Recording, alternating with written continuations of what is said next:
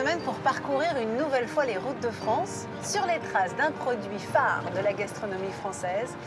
Aujourd'hui, on va s'intéresser aux poules, aux coqs, aux dindons et à tous les gallinacés qui font le patrimoine de notre pays. Et figurez-vous que la gauloise dorée, dont le coq est l'emblème de la France, est la race européenne la plus ancienne. On en trouve des traces dès l'invasion romaine, avant Jésus-Christ. Alors en parlant des races anciennes, nous irons jusqu'en Bourgogne pour découvrir la ferme de la Ruchotte, où un éleveur a retrouvé et réintroduit des variétés de volailles très anciennes qui avaient presque disparu lors de la Seconde Guerre mondiale. Grâce à lui, le coq de Barbezieux, la géline de Racan, le coucou de Rennes, la poule du Mans et bien d'autres font à nouveau partie de notre patrimoine culinaire. Et on se rapprochera ensuite de l'Auvergne pour découvrir comment on attribue le fameux label rouge et le rôle des organismes certificateurs, parce qu'il est très important de savoir ce qu'on met dans nos assiettes, surtout en matière de volaille. On remontera ensuite vers le centre, découvrir un fabricant de mouches pour pêcher qui utilise des plumes de coq. Vous verrez, c'est très étonnant. Ah oui, j'avais oublié que ça volait. Impossible ensuite de ne pas passer par la Bresse, QG de la volaille de Bresse, bien sûr, la seule AOP en France, dont le grand défenseur depuis 1986 à peu près est le célèbre chef 3 étoiles Georges Blanc. C'est à lui que je fais appel pour qu'il nous livre ses astuces et bien sûr une recette très gourmande, la volaille de Bresse aux gousses d'ail confite et au foie gras. Ça va être à tomber. Et maintenant, je vais commencer à mettre la crème. Alors, allons-y. De la crème, encore de la crème, toujours de la crème. Notre tour de France passera donc par le Saumurois, où l'on fera connaissance de notre expert en plumage, sillonnera le Périgord vert, précisément à Varennes, capitale du dindon, nous fera traverser l'Allier, fief de la volaille d'Auvergne. Un peu plus au sud, dans la Drôme provençale, nous cuisinerons la pintade. Requinqués, nous irons sur les terres du chef Georges Blanc à Vonasse, pour ensuite faire un crochet en Bourgogne, dans un élevage spécialisé dans les races anciennes. Mais pour l'instant, direction la Touraine pour découvrir la géline, une vieille race de poule qui avait quasiment disparu il y a quelques années et que quelques éleveurs attachés à leur terroir ont décidé de ressusciter. Parmi eux, il y a Christine qui nous attend avec ses poules.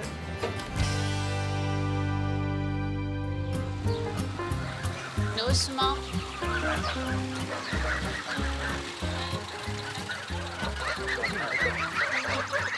Bonjour Bien les Christine. filles, bonjour Julie. Ah ben j'arrive. Voilà. Alors, on avait parlé de poules, c'est des grosses poules là quand Ah même. là c'est des oies. C'est bien ce qui me semblait. Là c'est les oies de Touraine. Et alors pourquoi avoir décidé d'élever des gélines? Alors ça c'est pour le patrimoine de la Touraine. C'est vraiment J'ai un tenu à animal participer. emblématique. Voilà, tout à fait. Et il y a peu Emblématique. d'éleveurs, je suppose. Peu, c'est-à-dire qu'il y a une structure semi-industrielle, on va dire, Ouais. qui est gérée par la Chambre d'agriculture. Mais le problème, c'est que les particuliers nous demandaient de la géline, puisqu'ils ont difficilement accès en fait, à ce marché. Ah bon, pourquoi? Ouais. Parce que c'est essentiellement les c'est restaurateurs. structuré, voilà, c'est ça, c'est structuré. Et en fait, en gros volume, après, ça part sur Rungis et c'est réparti dans toute la France. Et c'est dommage, c'est qu'en Touraine, justement, il y avait un manque, une demande. Donc Et on a les dit, Tourangeaux n'avaient pas accès Voilà. finalement à donc, cette on a essayé de volaille. participer. Et alors, en plus, nous, élevés dehors, Ouais. donc elles courent en fait toute la journée, Oui, donc elles sont vont pas engraissées profiter en beaucoup batterie, moins vite. évidemment. Ouais, voilà. Et alors, pour avoir une idée, vous les vendez directement aux particuliers. Combien ça coûte? Moi, je suis dans les 10 € le kilo, fini, prête à cuire, c'est avec D'accord, abat. oui, donc c'est un produit haut de gamme. Haut de gamme, voilà.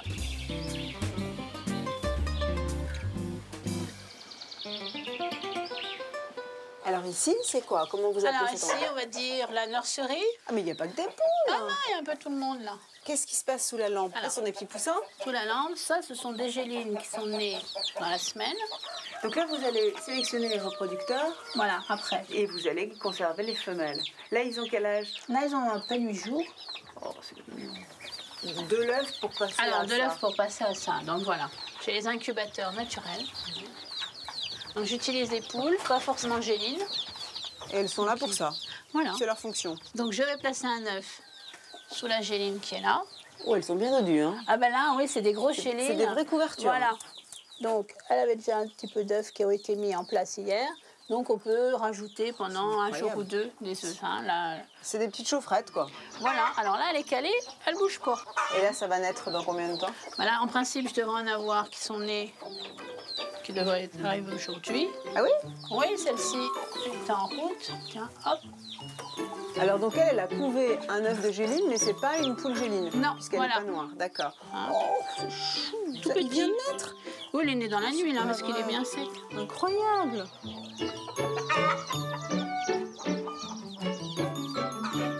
Quelle place. Oups. Et il va être protégé là par ses copains, il va pas être agressé? Ah non, du tout. C'est bien beau tout ça, mais il faut que je reparte avec une géline parce que je vais la cuisiner cet après-midi. Ouais. Est-ce que vous en avez? Oui. Ah bah génial, je suis.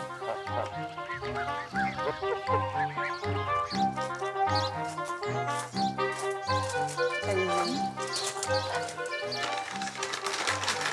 Ah oui, on voit qu'elle a couru, hein. Ah bah oui, ça... Ah oui, c'est moins dodu qu'un poulet fermier, Voilà, ça c'est sûr. tout à fait. D'accord. Eh ben, c'est parfait. Comme ça, je vais pouvoir la porter à Béatrice, qui est pas Voilà. très loin, qui est à Crissé-sur-Mans. Oui. Où on va la cuisiner à la lochoise. À la lochoise, oui. Vous connaissez? Voilà. Oui. Je prends mon Parfait. petit sac. Oui. Ah, vous pouvez pas me mettre quelques œufs pour demain matin? Oh bah si, on va faire c'est ça. très bon ça. Merci Christine. À bientôt.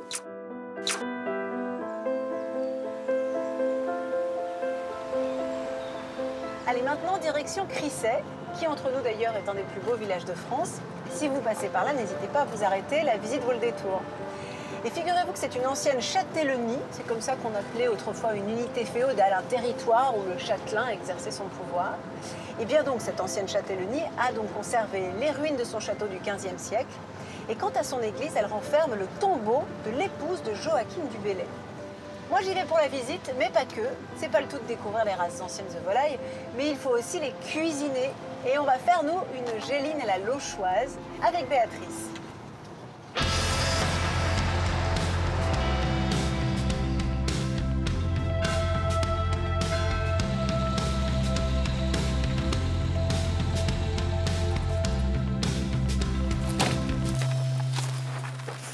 Julie, je suis au potager, Béa. Bon, alors, la géline, elle va rester là. Et maintenant, il faut trouver le potager. Et Béa. Dancing cat and dancing mouse down behind the hired house. You don't need no food to eat. All you need is two bare feet. Bonjour, vous êtes Béatrice? Oui. Bonjour. J'ai eu du mal à vous trouver, mais enfin, un potager, visiblement, il n'y en a pas beaucoup dans le village. Non, je me cache, oui. Bonjour. Alors, montrez-moi, qu'est-ce que vous alliez cueillir? Le laurier. Le laurier, parce laurier. qu'on va en avoir besoin pour assaisonner un petit peu cette géline. Lui donner Alors, on va un petit- plutôt prendre les feuilles sèches, On non, va c'est prendre ça, les feuilles sèches. Voilà, moi j'aime bien les prendre en dessous parce que du Carrément, coup bah elles ont pas beaucoup pris le soleil. Ouais. Ah, ben ça, c'est à vous, le petit panier? Le petit panier, ouais, parce Ah, que du coup je vous attendais, j'ai d'accord. commencé. On va finir avec quelques petits oignons. D'accord. Ce sont des oignons rouges. Alors ça c'est un oignon rouge. Alors D'accord. j'aime bien la couleur que ça donne, surtout en fin de cuisson. Puis ils sont tout nouveaux là, donc ils sont tout tendres. Ils sont tendres et sucrés. Tendre et sucré, voilà. Et ben le tour est bon joué, on est bon. Allez, on va pouvoir à la maison. rentrer en cuisine.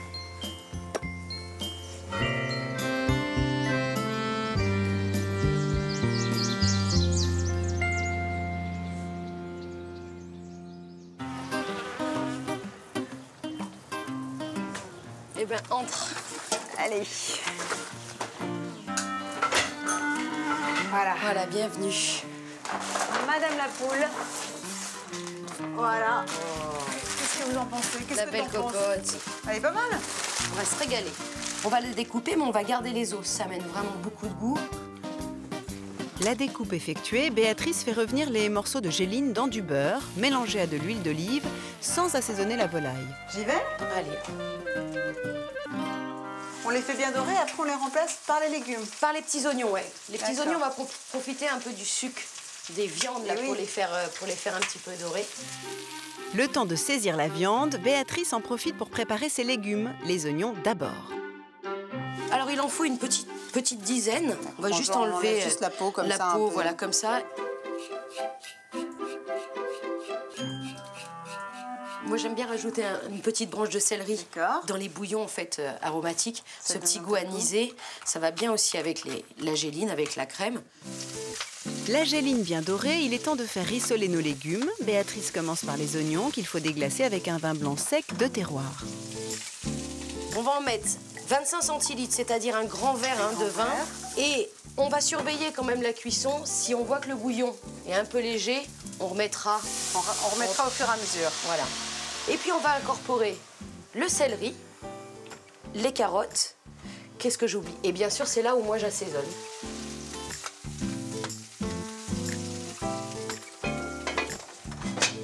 Et là, on attend 45 minutes. Je vais noter ça. Pour réaliser une géline à la lochoise à la façon de Béatrice, il vous faudra une géline de Touraine d'environ 1,5 kg, 25 g de beurre et une cuillère à soupe d'huile d'olive, 10 petits oignons nouveaux, 5 carottes, une branche de céleri, du thym, du laurier, 25 centilitres de chinon blanc, des champignons de saison, du sel, du poivre et 25 centilitres de crème fraîche. Moi, je vais te servir. Merci. Voilà. Bon, avant de passer à table, tu vas voir, on va écouter un petit morceau. Regarde, j'ai récupéré ça dans une brocante. Génial. Regarde. Donc c'est un vieux morceau, c'est tiré d'un... C'est une musique de film des années 30. Ah, c'est chouette. Et ça s'appelle Micheline. Oh, Micheline. Allez, Bon à l'attaque. appétit. Merci.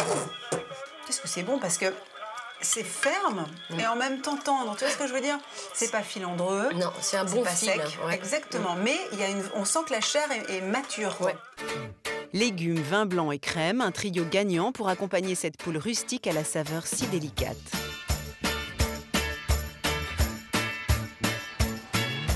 Dans les poulaillers d'Acajou, les belles basses-cours à bijoux, on entend la conversation de la volaille qui fait l'opinion, qui disent on peut pas être gentil tout le temps, on peut pas aimer tous les gens.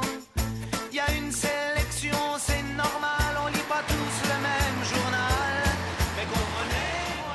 Changement de décor. On abandonne la Touraine pour rejoindre la Bourgogne et la ferme de la Ruchotte. On va rencontrer là-bas Fred Ménager, un ancien chef qui a quitté son tablier pour élever des volailles. Il a racheté une ferme qui date d'ailleurs de 1270 et qui a même appartenu à la famille MacMahon qui avait installé son relais de chasse.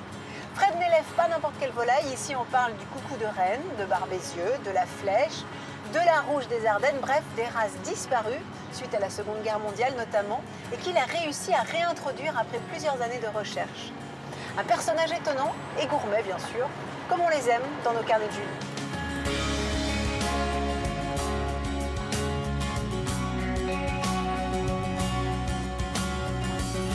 Dans sa micro-ferme de 5 hectares, achetée en 2002, Frédéric a opté pour la cohabitation des espèces. Il est en polyculture, tout est biologique, fruits, légumes et animaux. Des cochons noirs gascons dont Fred fait un excellent jambon, des chevreaux, des boucs, quelques lamas et bien sûr des volatiles à foison, que des races anciennes qui pour la plupart avaient disparu.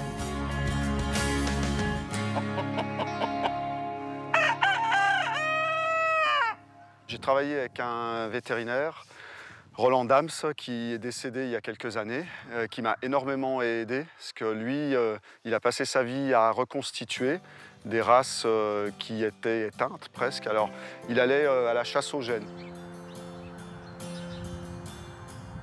J'ai récupéré à gauche, à droite un petit peu de souches, là, par exemple les Le Mans, les Barbezieux, les Coucous de Rennes, les La Flèche. À l'origine, elles venaient de chez des éleveurs amateurs. Et on fait nos petits poussins, voilà, race après race. Donc à la ferme de la Ruchotte, des races anciennes, on en a élevé jusqu'à 24. Des races dont l'élevage est difficile à maintenir, puisque les éleveurs professionnels se posent l'éternel problème du rendement.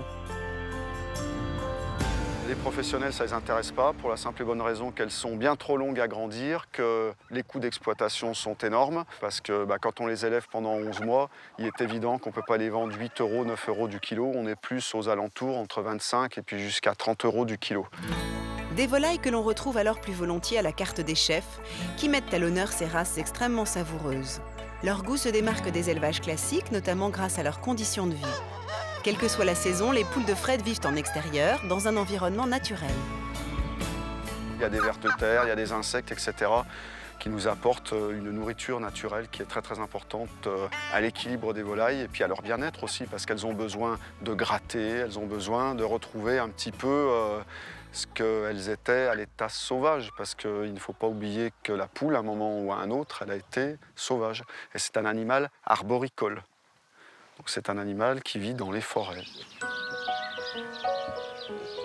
On parle ici de micro-fermes et de petits rendements. C'est pour cela que Fred s'est diversifié en renouant avec ses premières amours et a ouvert, avec la complicité de son épouse, une table d'hôtes. Le week-end, la ruchotte se transforme en ferme auberge au déjeuner et peut accueillir jusqu'à 24 couverts. Ce que je sers à la table d'hôte, en grande partie, à 90%, même un peu plus, vient de ma ferme. Dans sa cuisine, Fred va nous livrer ses secrets et astuces pour un poulet rôti tendre et croustillant. Donc, on va brider notre volaille. On tire les cuisses en arrière. On prend une aiguille à brider, avec de la ficelle, bien évidemment. On traverse les cuisses dans la jointure. Donc ça va avoir l'air très très compliqué, hein, mais c'est avec l'expérience que ça se fait. Ensuite, on pique l'aile.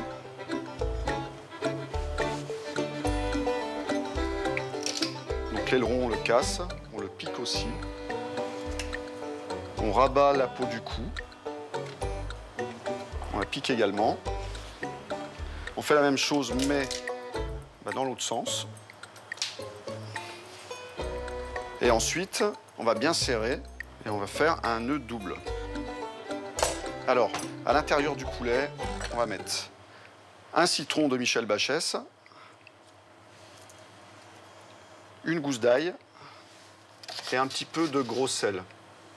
Alors après, on peut mettre ce qu'on veut, hein, du thym, du laurier, du poivre, une carotte, un oignon, n'importe quoi. Au-delà d'une belle présentation, le bridage va permettre une cuisson parfaitement homogène. Donc alors maintenant, on va la mettre à cuire dans une cocotte. Donc on met du beurre sur la volaille, sur toute la surface de la volaille, comme ça. Et ensuite, on va mettre du sel dessus un petit peu. Et c'est parti dans un four préchauffé à 220 degrés pour saisir la viande rapidement durant 5 à 10 minutes, en pensant bien à nourrir les chairs. Et on ne met jamais de liquide dedans. On met toujours uniquement de la matière grasse. Parce que si on apporte de l'humidité, ça va faire de la vapeur. On va abaisser la température. Et bien évidemment, le résultat sera complètement différent.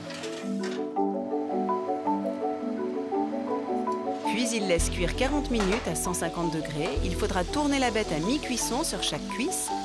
On pique bien entre le filet et puis la cuisse, jamais dans la viande, de façon à ce que le jus de la volaille reste à l'intérieur. Sans oublier de l'arroser pour une volaille plus juteuse. Notre poulet doit être cuit. Ça fait à peu près 1 heure. On presse juste un petit peu là. Il faut que ça soit à la fois résistant et à la fois tendre.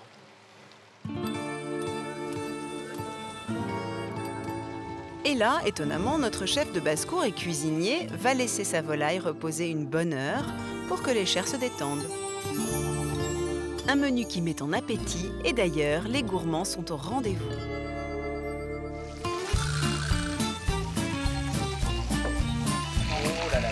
Retour à notre poulet du jour qui, après avoir reposé, est enfourné rapidement 5 à 10 minutes avant de passer à la découpe, l'autre étape cruciale. Donc les particularités gustatives de l'allemand, c'est une volaille qui a un petit goût de gibier, moi je trouve, un petit peu. Les consommateurs n'ont pas trop l'habitude en fait. Alors sur les races anciennes, on n'a jamais de gros blancs, hein. Ils sont assez fins. Le tout est servi à la cocotte avec des petits légumes de saison, de la ferme bien sûr. Une basse-cour d'exception où je vous recommande vivement d'aller traîner vos guêtres pour le plaisir des yeux et de l'estomac.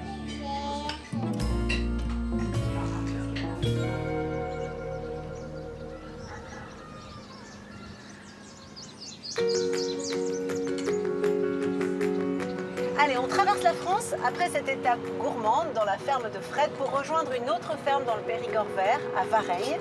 J'ai rendez-vous avec Denis, un éleveur de vaches et de dindons, ce qui n'est pas tout à fait commun, je vous l'accorde, mais qui s'explique car Varennes est la capitale du dindon et possède même sa propre foire aux dindons chaque année à la mi-novembre.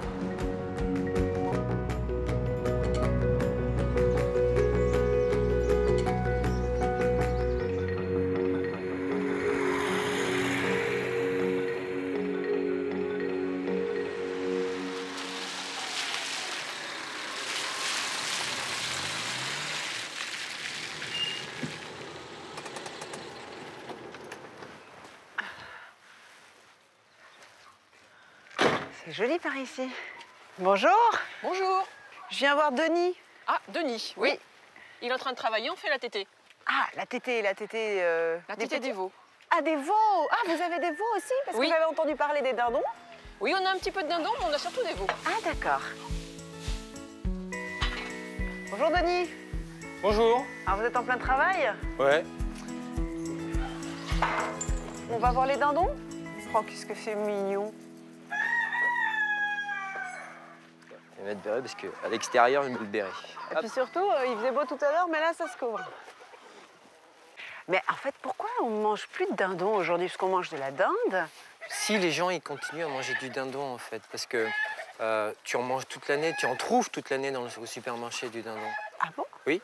Mais alors sous l'appellation dinde? Exactement. Au niveau du goût, il n'y a pas de différence. Après, c'est une question de gabarit, de finesse d'os ou ce genre de choses. Ou de race. Ou de race. On va être content de sortir. Attention à la tête, hein. On peut rentrer?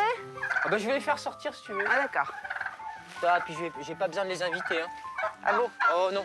Allez. Ils aiment la lumière. Et surtout la liberté, hein. À quoi on distingue le dindon de la dinde? Le mâle de la femelle? Je vais te faire chercher. C'est la couleur? Non. Pas du tout. Peut-être que si je leur parle fringue, il y en a qui vont réagir plus que d'autres. Bon, tu trouves pas qu'il y en a qui sont un petit peu plus gros que les autres? Tu trouves pas par exemple qu'il y en a qui font la roue? Ah bah si. Ils font quasiment tous donc la ceux regarde. qui font la roue, c'est évidemment des mâles. Exactement. D'accord. C'est juste ça? Oui.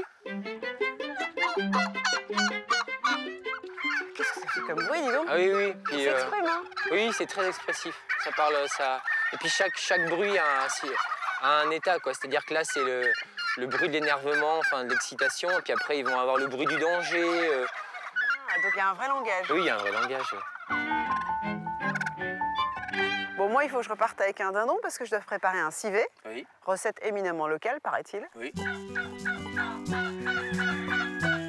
Et pour cela, je peux compter sur Denis, qui m'avait mis de côté une sacrée belle bête.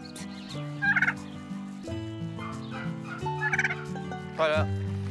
Super, T'as de quoi faire. Emballé et tout. Bah oui. Merci Denis, merci Salut. beaucoup. Ciao. T'as fini, toi?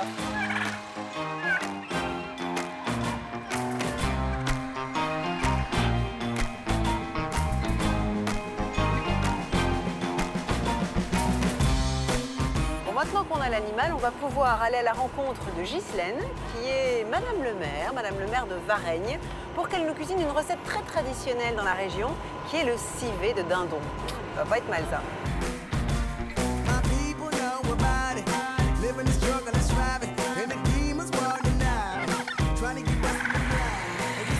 Je vous le disais tout à l'heure, Varennes fête ce gallinacé à caroncule chaque année en novembre. Il y a des bataillons entiers de volailles qui défilent dans la ville et un énorme banquet de plus de 700 personnes qui mobilise presque la totalité du village et qui accueille à cette occasion plus de 1500 visiteurs.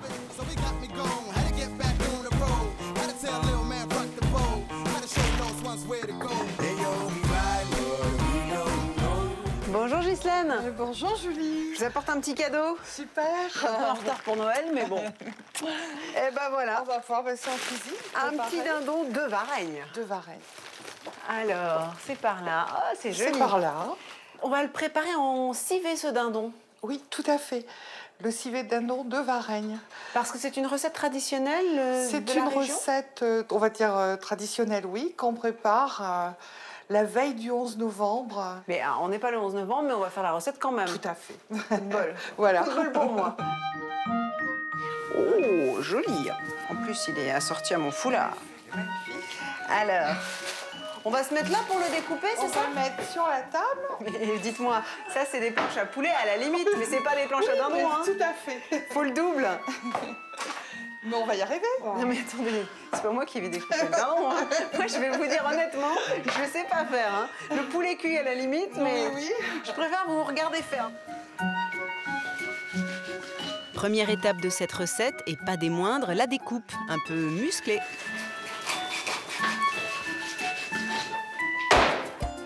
Ah oui.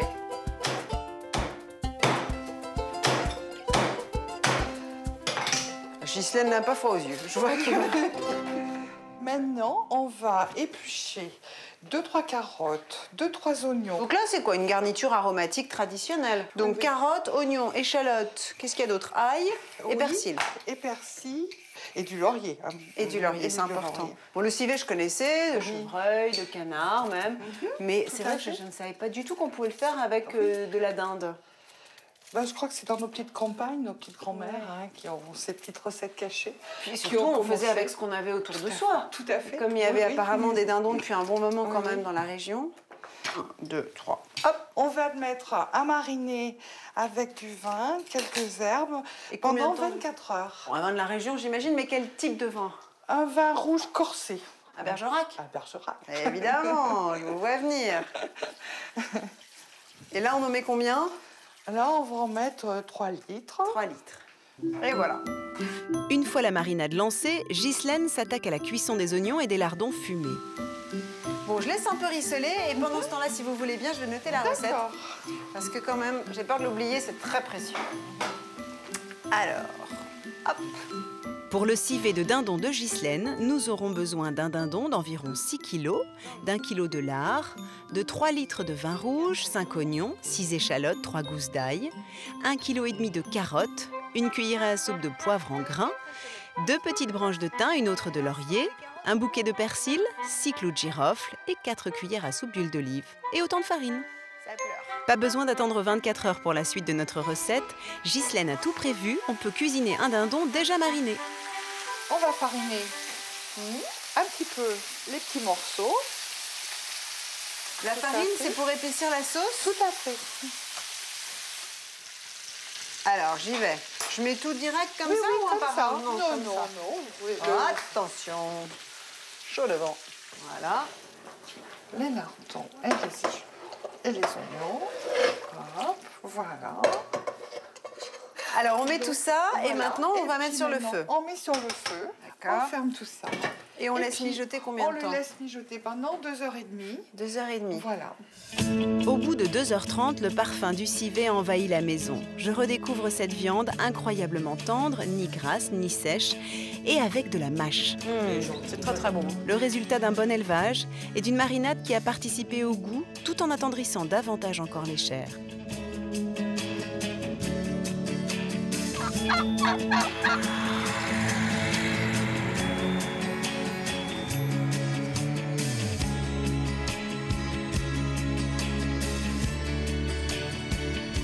Allez, on quitte le Périgord, direction la Drôme pour découvrir une autre recette. Mais avant ça, petit détour par des élevages de volailles. Je voudrais comprendre comment s'y retrouver parmi tous les sigles qui distinguent la qualité d'une poule, d'une pintade ou d'une dinde.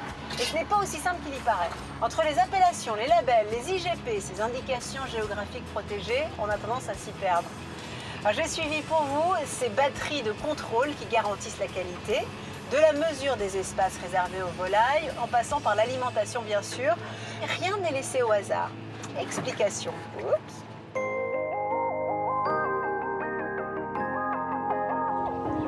C'est à Moureuil, petit village de l'Allier, que nous suivons Ludovic Vallet, certificateur.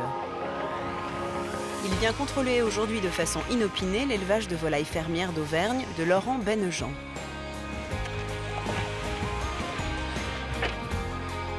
Bonjour, ça va ce matin? En l'occurrence, il vient vérifier que l'élevage respecte bien le cahier des charges de la double mention, label rouge et IGP.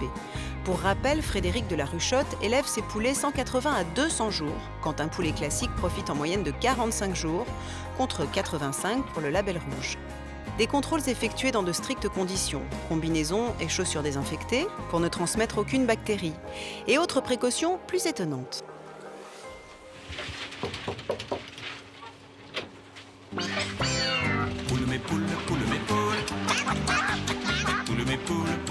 Avant de rentrer, nous frappons, tout simplement pour les prévenir. Nous allons arriver. On n'ouvre pas la porte d'un coup sec, sinon vraiment les volailles auraient peur. Alors dans le bâtiment, en fait, on vérifie la bonne santé des animaux. Ça passe aussi par tout ce qui est la qualité de la litière, si la litière est renouvelée régulièrement, si les animaux ont à disposition suffisamment à manger et à boire, et globalement l'ambiance du bâtiment.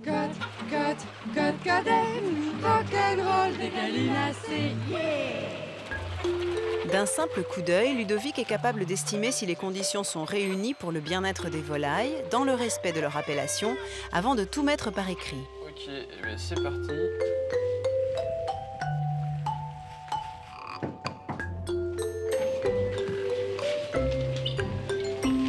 Hop là. Eh bien, il n'y a pas grand monde. Non, elles sont toutes dehors.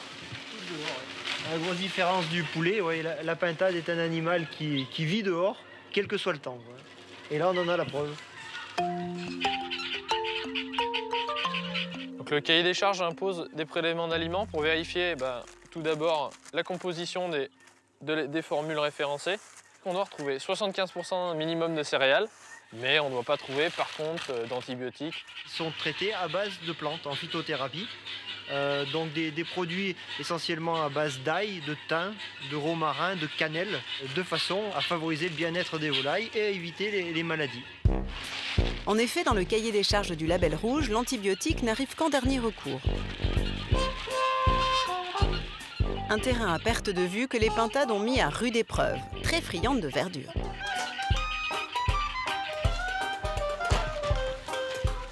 Bonjour Laurent. Je suis venue voir si tout allait bien, mais je vois que tu as déjà un contrôle. Oui, on a un contrôle depuis ce matin. Ouais, c'est le jour de la visite. Les contrôles sont donc multipliés pour veiller au bon respect de ces mentions valorisantes. Mais comment s'y retrouver pour le consommateur face aux différents étiquetages accolés aux volailles? Patricia, du syndicat de défense des éleveurs de volailles d'Auvergne, en connaît justement un rayon et nous aide à décoder les 4 grands sigles de classification français. Tout ce qui est produit de label rouge IGP, ça va être quelque chose qui est encadré. Ça va être surtout 3 caractéristiques.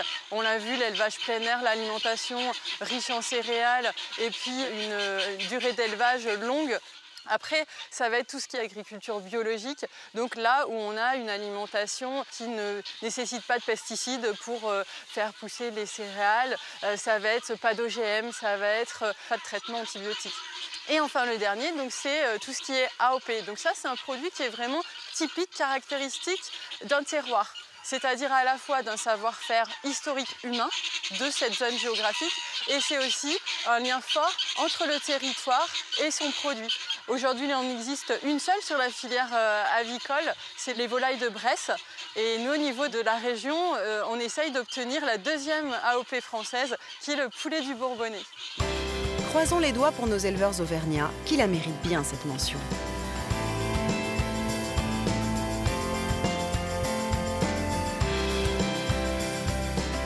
Et ben voilà, j'espère que vous en savez un peu plus pour choisir votre volaille lors de vos prochains achats. On a changé de région pour aller rendre visite à Joël, qui habite Montélimar et qui va nous cuisiner une recette propre à la région, la pintade aux olives de Nyons, bien sûr. J'ai hâte de goûter cette pintade qui s'apparente souvent à un gibier, même si finalement c'est une volaille d'élevage.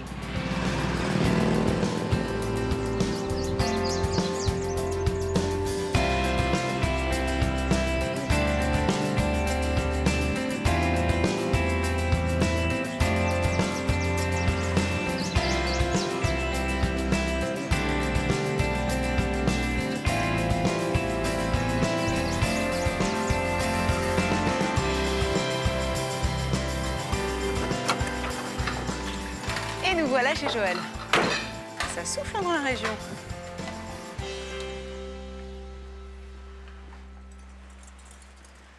Bonjour Joël. Bonjour Julie. Comment ça va? Bien avec le beau temps, un peu de vent. Oui, il fait toujours beau ici. Très souvent on va dire. Ah, il y a un peu de vent. Voilà, mais ça fait partie du folklore. Si autrement on n'avait pas de boule soleil, donc on est obligé d'avoir du vent. Ah, les voilà les fameuses olives Ouais. et l'huile d'olive de Nyons. Et alors, qu'est-ce qu'elles ont de particulier? C'est une olive qui est charnue, mais qui se tient près du noyau. Elles sont assez grosses, hein? Et elles sont grosses, ouais.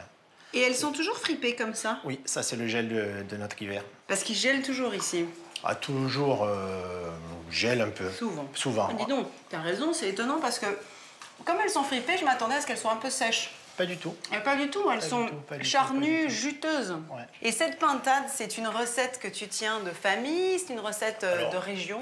C'est une recette de région forcément, de famille. Je ne veux pas dire que chez moi on en faisait particulièrement, disons qu'on l'a adapté.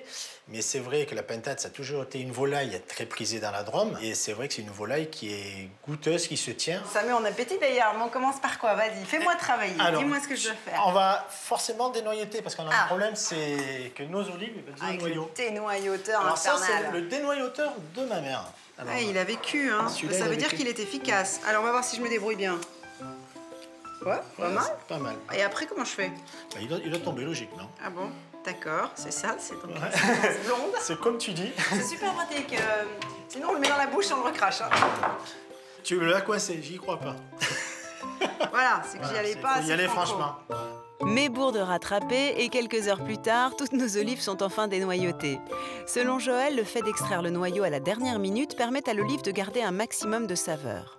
Nous les réservons pour le moment pour les concasser plus tard. Et nous attaquons l'ail nouveau et l'échalote que nous coupons finement. Essayer de ne pas se mettre des coups de couteau, ça sera Ouais, parce qu'ils sont bien affûtés tes couteaux, hein. Bien aiguisés. On sent que tu as l'habitude de faire la cuisine. Tu l'as fait beaucoup? J'adore ça. Alors maintenant, on va faire fondre nos échalotes. Quick. Donc que l'échalote, hein? Ouais. Ah, les tomates. Tu vas les peler? Ouais. Et pourquoi veux-tu les peler? Parce que c'est quoi? Parce que ça va rentrer dans la farce, et la peau, je l'aime pas dans la farce. Là, on est en train de confectionner une farce, alors? Tout à fait. Pour les pintades. Tout à fait. Et voilà. On met les tomates? On met les tomates. Allez, on met les tomates. Une fondue à laquelle nous mêlons les olives qui ont été concassées, l'échalote et l'ail, puis confectionnons des croûtons de pain d'épeautre revenus dans l'huile d'olive. Alors maintenant, il nous reste quand même une dernière chose à faire, c'est qu'on n'a pas vidé notre pintade encore. Et voilà la bête. Tu veux garder le foie, le gésier? Ouais. On va le faire revenir, il va rentrer dans la farce. Dans la farce. Tu veux que je fasse quoi avec, tu le avec coupes les abats? Je les coupe en petits dés? En petits dés, on va les faire revenir et on va faire colorer tout ça. Ouais. Des gésiers que l'on fait rapidement revenir dans de l'huile avant de les rajouter à notre fondue de tomates avec les croûtons. On va incorporer pas l'air mauvais. Du fromage blanc. Ah, mais fromage blanc égoutté, tout simplement. Tout simplement. C'est du fromage blanc à tartiner, quoi. Tout à fait. Industriel. Industriel. C'est le plus neutre. C'est le plus neutre, c'est bien pour ça. Combien t'en mets tout ça? J'en mets 4. Et maintenant, on va remplir la bête. Encore un peu plus? Quand elle est pleine, on s'arrête. Et tu vois, on va la refermer. Il ne reste plus qu'à faire dorer la bête avec un peu d'huile d'olive chaude dans une cocotte en fonte, une fois encore, pendant 3/4 d'heure, en l'arrosant régulièrement de son jus avant de la couvrir. Eh ben, on se met la table et moi, je vais noter tout ça sur mon carnet. Ça marche. Allez. Pour fricoter un pintado aux délicieuses olives de Nyons comme Joël, flirtez avec une jeune pintade d'1,5 kg environ en réservant le foie, le cœur et le gésier, 4 échalotes, 2 belles tomates, 200 g d'olives noires de Nyons, 125 g de fromage frais, 3 gousses d'ail frais, 4 tranches fines pour les croûtons et 2 tranches un peu plus épaisses de pain pour le service, 8 cuillères à soupe d'huile d'olive, 20 g de beurre, du sel et du poivre.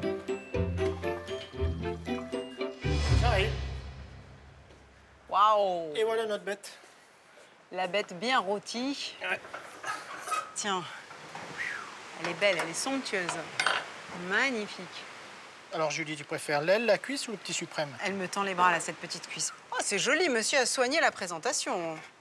Mais je comprends que ça nécessite pas vraiment de féculents en accompagnement, parce que tu as déjà la tartine, tu as le pain à l'intérieur. Alors, je mets la sauce, hein, j'y vais. Tout à fait. Oh là là là là là là.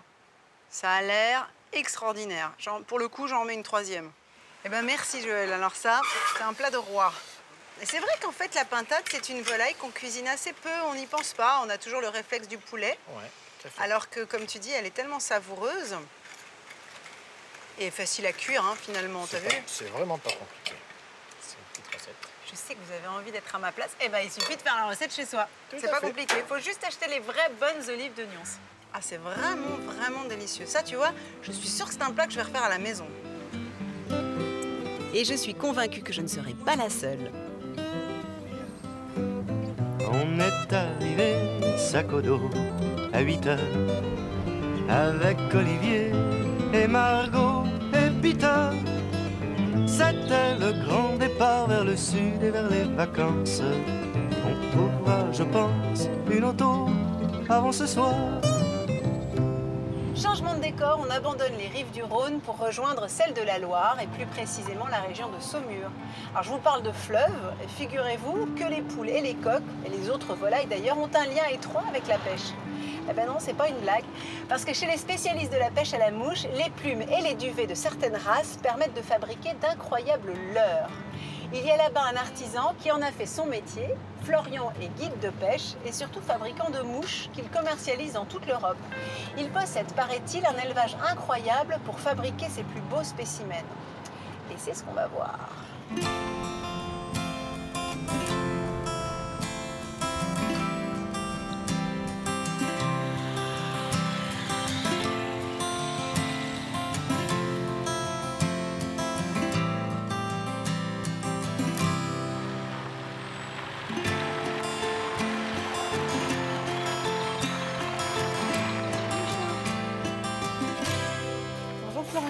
Julie. J'ai eu un peu de mal à vous trouver, vous êtes bien planqué. Ouais, hein, c'est la Cambrousse ici. c'est volontaire. Ouais.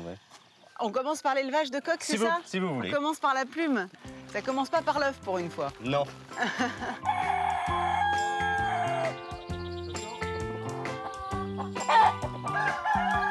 Je suis obligé de mettre des gants parce qu'ils sont des éperons, ils sont assez féroces. Ah, d'accord. Et je vais en prendre un là, des... Ça, c'est lequel alors? Quelle nationalité? Ça, c'est un espagnol. Ah, faut pas avoir peur. Vous voyez, ils sont élevés pour ces plumes-là. Qui ont une texture très particulière, très pointillée. 3 couleurs. Ouais, qu'on utilise beaucoup pour imiter les insectes. La repousse, elle se fait en combien de temps? Il faut compter à peu près 3 mois. Vous voyez, voilà. Et donc aussi petit que ça. Voilà. D'accord. Donc voilà Là, les plumes qu'on utilise. Elles sont très très jolies, hein. Elles sont magnifiques. Et il y a très peu d'éleveurs qui ont cette souche de coq en France. Alors, pourquoi est-ce que vous utilisez ces plumes-là plutôt que d'autres? C'est la taille, c'est la couleur, c'est quoi? Vous voyez qu'elles sont très pigmentées. Ça imite parfaitement les ailes des petites éphémères qu'on retrouve sur l'eau. Et les pattes des insectes et toutes ces choses-là. Et donc ça, c'est un leurre. Voilà, c'est pour un leurre pour les poissons. On le remet dedans? Non, il est bien là. Ah oui!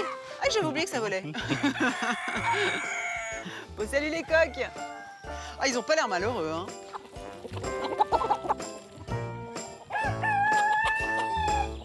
Alors là, c'est votre atelier.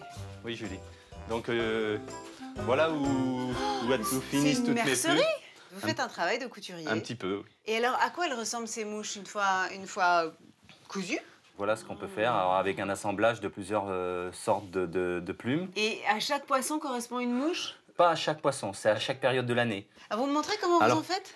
Alors je vous montre. Vous voyez sur la plume que vous avez, je vais prendre les fibres qui sont très nerveuses. Donc elles vont servir à faire ce qu'on appelle les cercles. C'est-à-dire que ce sont la queue de la mouche, si on veut. D'accord. Vous voyez, qui est positionnée comme ça. Et en mettant quelques plumes. Dites donc, faut être un sacré observateur de la nature pour faire votre métier, hein. Voilà, elle est terminée. Faut dire que c'est quand même troublant. On dirait vraiment une vraie... Alors, mouche, je sais pas, mais... Donc, toute cette plume-là, donc on la dépose sur les courants, à l'endroit au-dessus où on suppose que la truite est postée. Et cette mouche-là va flotter à la surface dans cette position-là. J'ai vraiment l'impression d'avoir, alors hormis le crochet, un moustique dans la main.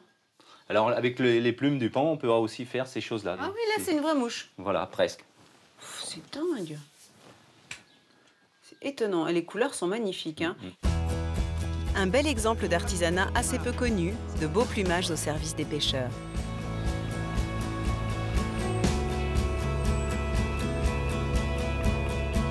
On laisse Florian à son activité favorite, la pêche à la mouche, pour se concentrer sur notre dernière recette. Vous le savez maintenant, en fin d'émission, on défie un chef prestigieux autour d'un produit, notre produit du jour. En l'occurrence, c'est l'une des sommités en matière de volaille, et bien sûr, c'est Georges Blanc, ambassadeur de la volaille de Bresse. Il va nous livrer une recette, la volaille de Bresse à l'ail confit et au foie gras. La particularité de cette recette, c'est qu'en fait, elle demande une cuisson en 2 temps, une pour les cuisses et une autre pour les blancs, ce qui est finalement assez légitime. Allez, prenez des notes, vous allez voir, c'est délicieux.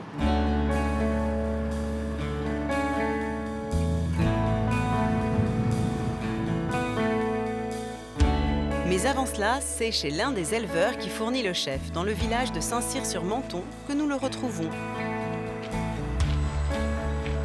Ah, salut Cyril, ça va? Ça va, je ferme la porte. Oui. Alors, les chapeaux, on s'en met. Ça va, ils poussent. Hein. Parmi les spécificités des volailles de Bresse, elles sont nourries au maïs et vivent en extérieur. On n'a pas à se plaindre pour eux. C'est presque un parc 3 étoiles. Du grand air et de l'espace pour ces volailles, première AOC appellation d'origine contrôlée en 1957, devenue aujourd'hui AOP, appellation d'origine protégée. Environ 400 éleveurs y participent sur une zone à cheval sur 3 départements, Bourgogne, Rhône-Alpes et Franche-Comté. Une race célébrée depuis 1862 à travers une fête, les Glorieuses de Bresse. C'est une tradition qui se perpétue depuis quoi, 150 ans, les Glorieuses? Oui. Au moment des fêtes de fin d'année, ça c'est notre plus belle vitrine. Et puis alors on a des éleveurs comme Cyril qui figurent toujours au palmarès. Donc il y a un renouvellement, beaucoup de jeunes éleveurs qui font bien aujourd'hui, hein, qui ont la main pour la présentation. Vous avez remarqué la spécificité de la race, les pattes bleues, le plumage blanc et la crête rouge. Bleu, blanc, rouge, en plus c'est les couleurs nationales. Donc cocorico. Bravo, bravo.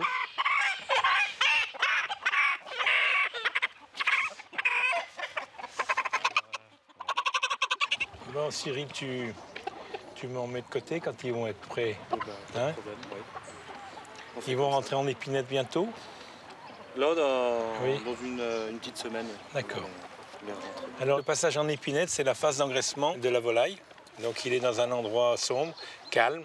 Il est dans une cage. Et là, il fait que s'alimenter céréales et lait. Et c'est là qu'il va peaufiner un petit peu la masse graisseuse qui va donner ce persil incomparable. Hein? C'est peut-être moi qui vais te cuisiner, toi. Tu vas passer dans de bonnes mains, là. En route d'ailleurs pour le restaurant familial à Vonas, où Georges Blanc a fait l'acquisition au cœur du village de nombreux sites pour offrir aux voyageurs un cadre de repos et de divertissement exceptionnel. Le chef, qui a succédé à 4 générations de mères cuisinières bressanes, est reconnu à juste titre avec 3 étoiles au guide Michelin et 4 toques au Goemio. Allons justement voir cela de plus près. L'esprit de cette recette, c'était d'enrichir la préparation de volaille à la crème classique des mères cuisinières qui m'ont précédé ici. Et donc, l'idée était toute simple, c'était de l'enrichir avec un apport de foie gras qui se marie très bien avec les gousses d'ail. Donc, on a fait des gousses d'ail confites en garniture. Il y avait des petites crêpes vonassiennes à l'époque. Aujourd'hui, ce sera des cèpes parce que c'est la saison. Et contrairement à Frédéric, notre éleveur de races anciennes en Bourgogne, Georges Blanc opte pour des cuissons dissociées. On va faire 2 cuissons. Une cuisson au four du bateau qui porte les suprêmes et les cuisses seront cuites sur le feu et ça permettra de faire une bonne sauce. Et après, on réunira tous les morceaux pour le dressage final. Commençons alors par faire revenir les cuisses dans une marmite avec du beurre noisette, du sel et du poivre. Là, je vais commencer à faire en sorte que les poulets soient bien dorés uniformément. Alors parallèlement, on va cuire les gousses d'ail confites. C'est des gousses d'ail qui ont été épluchées. On va cuire carrément dans du beurre en même temps. La farine, ça va donner juste un petit voile. Ça permet de donner une certaine consistance à la sauce crème, qui peut être trop fluide s'il n'y a que de la crème et de l'élément liquide, comme le vin blanc qu'on va ajouter. Puis Georges ajoute la garniture aromatique. De l'oignon émincé, du thym frais, des champignons. Une tête d'ail là qu'on va mettre comme ça. Alors maintenant, je vais mettre un petit peu de vin blanc, c'est les parties d'éléments liquides qui va amener c'est un vin de Bourgogne, mais on peut mettre un peu de champagne si l'heure est à la fête, et on peut le mettre aussi en finale. Technique indispensable pour bien dégager les sucs dans l'esprit d'une fricassée. Et maintenant, je vais commencer à mettre la crème. Alors, allons-y. De la crème, encore de la crème, toujours de la crème. Et c'est parti pour la première cuisson sur le feu, environ 30 minutes, à reprise du bouillon. Et maintenant, occupons-nous de la seconde partie, celle qui passe au four. On va mettre le coffre au four. Le coffre, ou le bateau, c'est ce qui porte les suprêmes, vous voyez. Et il va cuire entre 15 et 20 minutes, selon la taille de la volaille, hein, et entre 180 et 200 degrés.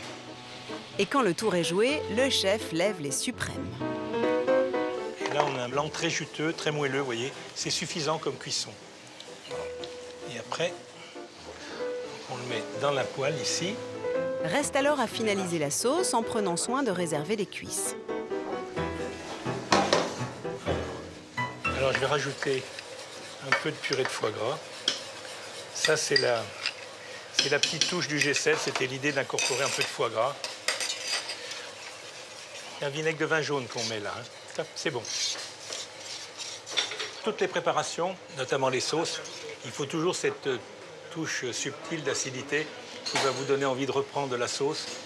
C'est indispensable. La sauce est passée au chinois pour venir arroser chaque morceau de la volaille, le tout rehaussé de gousses d'ail confit. L'ail et le foie gras, ça a toujours été un bon mariage. Enfin, le plat est relevé de quelques petits cèpes tout juste saisis dans du beurre, eux aussi, pour les faire blondir. C'est une recette assez simple, mais qui est très goûteuse, à condition qu'on choisisse une volaille qui a du goût, une vraie volaille. Vous voyez ce que je veux dire? C'est comme du beurre. Hein. Je vais prendre un cèpe, une gousse d'ail. Je me fais une petite brochette là.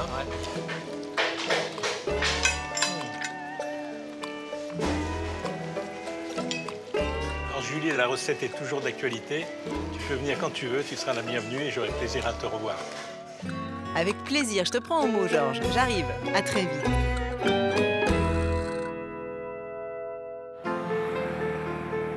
Bon bah voilà, après nos petites escapades en Touraine, en Bourgogne, dans le Périgord, en Auvergne, dans la Drôme, eh bien la preuve en est que notre chère volaille a de beaux jours devant elle, grâce à ces passionnés qui s'attachent à élever des races anciennes pour faire perdurer les recettes traditionnelles de terroir et de famille.